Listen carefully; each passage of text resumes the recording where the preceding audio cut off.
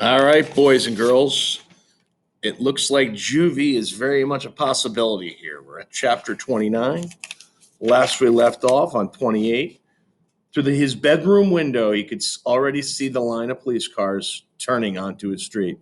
There was very little chance that they were going to at someone else's house. The jig was up. Here we go, chapter 29. Being interrogated by police. Helpful hints. Stick like glue to these three answers. Number one, I didn't steal it. You can't steal what's already yours. Number two, I don't have it. A search of the house will prove that this is the truth. Chap Three, hint three.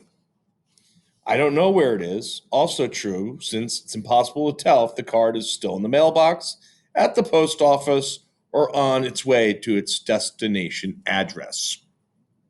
Griffin never put the latest plan on paper, but it was very much in his mind when the police came to question him in the case of the stolen Babe Ruth card.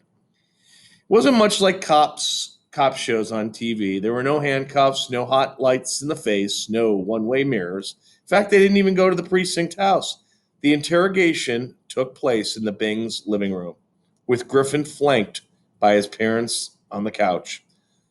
Detective Sergeant Vizzini was polite, but it was obvious that he was losing his patience. Maybe you would like Maybe you think that a little baseball card is something to collect and trade and flick at a brick wall. Well, not this one. This one is worth more than a house. This very minute in New York City, a major auction is a big flop because this card was supposed to be the main event. I didn't steal anything, Griffin said stubbornly. That's not what Darren Vader said. That's not what the Benson girl said. Two of my officers were here last night when you arrived home with your father's thingamajig. The timing would have been just about right. I've been a cop too long to believe in coincidences. Dad spoke up. Griffin, if you know something's about this, you have to tell the sergeant right now, son. There's nothing to tell, Griffin insisted, trying to keep his voice steady. There are 10 policemen tearing the place apart. If I was hiding a baseball card in the house, wouldn't they have found it by now? So enlighten me, Vizzini demanded. It wasn't in your desk or your locker at school, and it doesn't seem to be here. What did you do with it? I do not know where it is. Vizzini frowned. Are you denying that you were at 531 Park Avenue Extension last night? I have done I haven't done anything wrong, Griffin said firmly. Not by stealing, not by lying about it. The officer digested this. When he spoke again, it was to Griffin's parents. I'm going to give you two some time to talk things over with your son. You'll notice that I haven't been using words like arrest, trial, or juvenile detention. Yet. Mr. Bing looked up in alarm. Does Griffin need a lawyer? Well, that would be up to you folks. Just take a minute to think about what Mr. Palomino has lost. If you were him, would you be inclined to say, drat the luck, and let the matter drop? No, I don't think so. He stood up. Until this issue is resolved, Griffin is not to leave the Cedarville town limits. He can go to school, but that's about as far from home as we're willing to allow. Otherwise, we will start using words like arrest. With that promise hanging in the air like a cloud of toxic fumes, Vizzini gathered his team of searchers and left the house. All right, Griffin, Dad said as the squad cars drove away. I want the whole story. Griffin knew he owed his parents the truth, not just because there was no way to get out of telling it. The police had invaded their home, rifled through their belongings, threatened their son with imprisonment.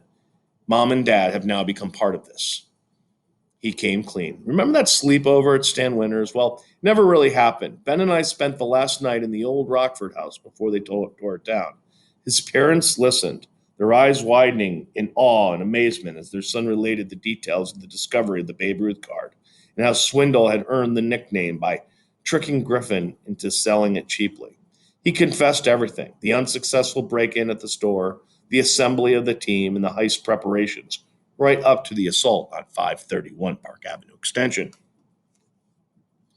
But where's the card now? Dad demanded. Where did you hide it? in that half the police department can't find it. It's safe, Griffin assured him. I wasn't lying when I told Officer Vizzini that I didn't know exactly where it was, but I'll be able to get it when the time comes. The time is this minute, Mom stormed. I can't believe we're having this conversation. When you were growing up, did we somehow give you the message that stealing is okay? Of course not, Griffin exclaimed. That's why I did it, so Swindle wouldn't get away with stealing it from me. Think about what the card is worth. I don't care what it's worth, she shot back. Your future is worth more. Stop playing games and give the police what they want. Mr. Bing tried to be reasonable. How about this? Give the police the card to get you off the hook. Then we hire a lawyer and fight this Palomino character in court. Get real, Dad. You know we can't afford lawyers. That's what this whole thing was about in the first place, to get our hands on some money so we won't have to sell the house. There was a shocked silence. Oh, come on, guys. There's a for sale sign on our lawn. Give me a little credit for having the brains to figure out what's going on here. When he spoke again, Mr. Bing's face was almost gray.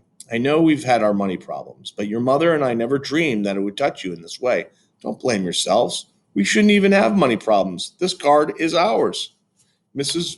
Bing was close to tears. Oh, Griffin, how could you get yourself in such a mess? Throughout the planning and execution of the heist, Griffin had never suffered a single moment of regret. Now, as he saw his parents' distress, adding to their burdens, this way cut straight to their heart.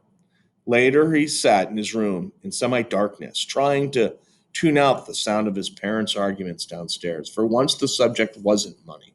It was about what to do with their son, the burglar.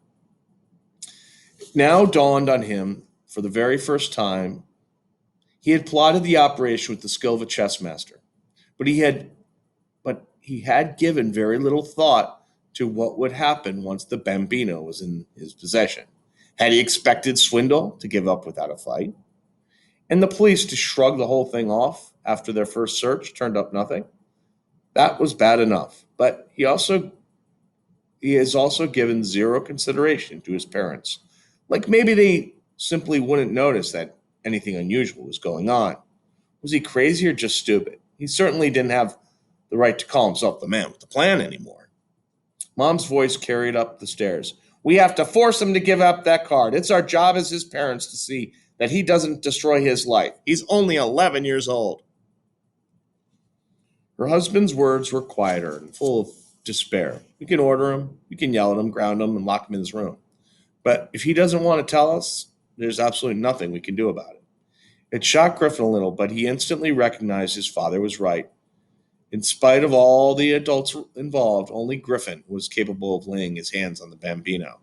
And there was no way his parents or Swindle or the auction house or the police or even the president could change that. This should have made him feel powerful. Instead, he felt trapped and very much alone. Wow.